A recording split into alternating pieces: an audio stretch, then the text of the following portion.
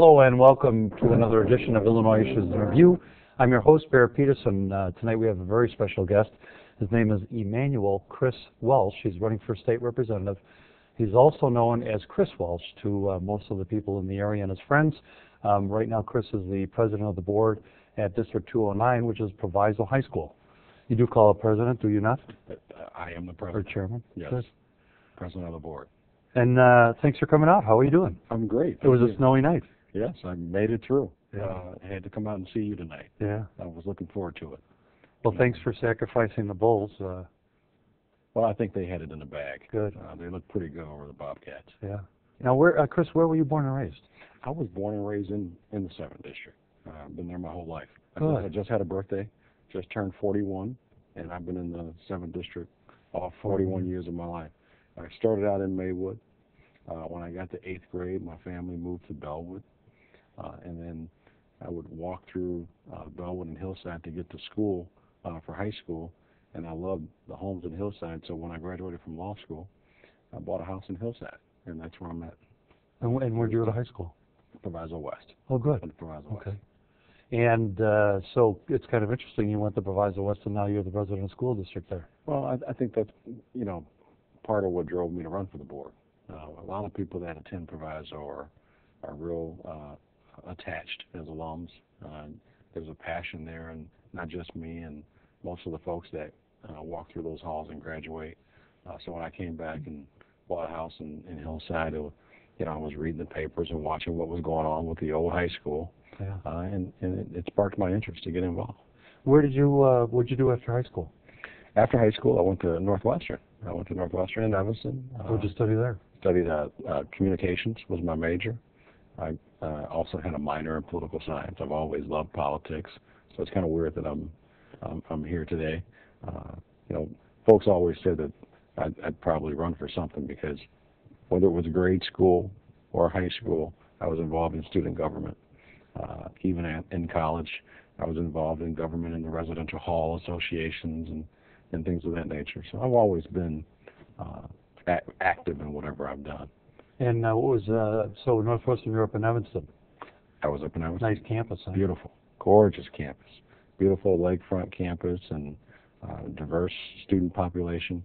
One of the best experiences of my life. And when you got out of college, did you decide to go to law school right away? Right away.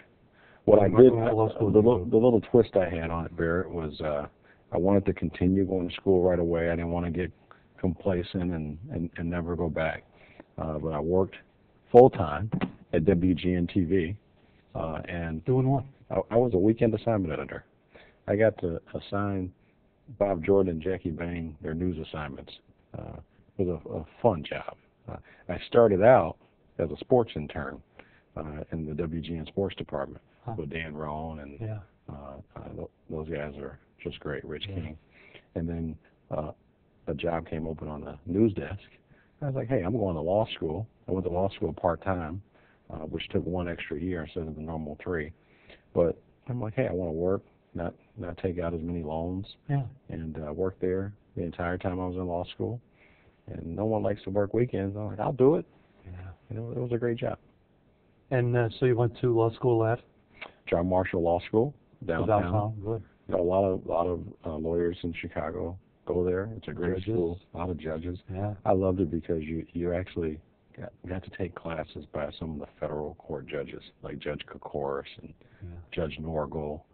Some of the best judges out there were actually our teachers.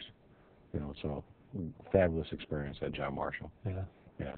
And what did you do after law school?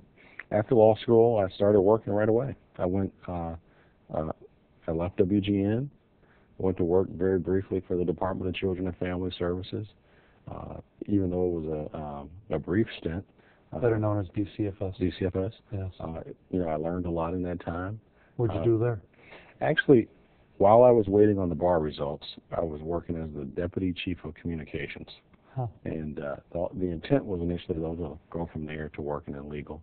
But as I was working at DCFS, I got a call from Manny Sanchez, who has his own firm, one of the greatest guys I know. And I started with him December of that year, right after getting sworn in. I'm still there now. And what kind of law did you start practicing? I initially started, we did a lot of insurance defense. We, all state farm cases where you represent folks who are involved in car accidents. I also did a lot of Did you have any trial experience, Sally, doing that? tons of experience. A lot of arbitrations, a lot of trials. Right away, they throw you in and get you some good hands-on experience. And I wouldn't trade it for anything. What are some of the most memorable experiences you had in trial court? Anything funny or interesting happen? I've actually tried probably the largest case in the federal court system.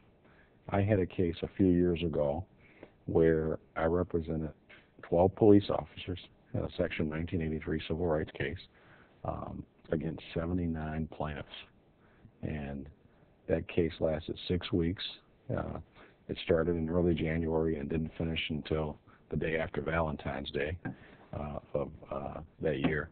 But it was a fascinating case.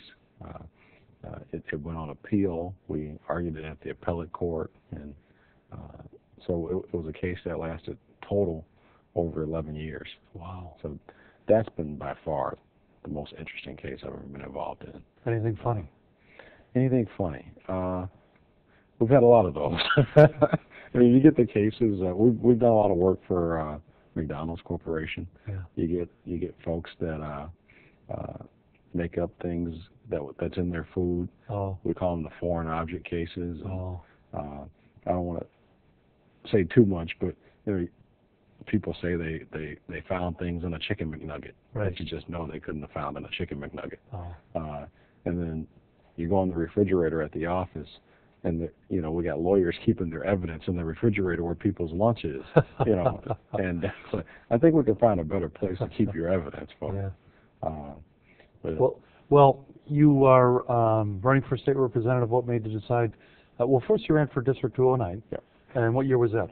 My first run for District 209 was in 2001. I bought my house in '99. Got involved very quickly after seeing what was going on in the papers. I approached my local mayor, Joe Tamburino, a great mayor. I've been there forever, and he's done an excellent job. And I told him what I was interested in doing, and he's helped me ever since I, ever expressed an interest in doing something political. Yeah, Joe's a good guy. I see him as a mentor. So I ran in 2001. 2005, I got reelected, and in 2009, I got reelected the second time. And now I'm interested in running for an open seat in the 7th District because Representative Yarborough is moving on to Cook County Recorder of Deeds. Mm-hmm. And if she's lucky enough to win the November election. That is correct. Yeah. She's still got she's running unopposed. It seems like it's a foregone conclusion. I like to think of it as that, but there's still a formality of an election. Absolutely. Yeah.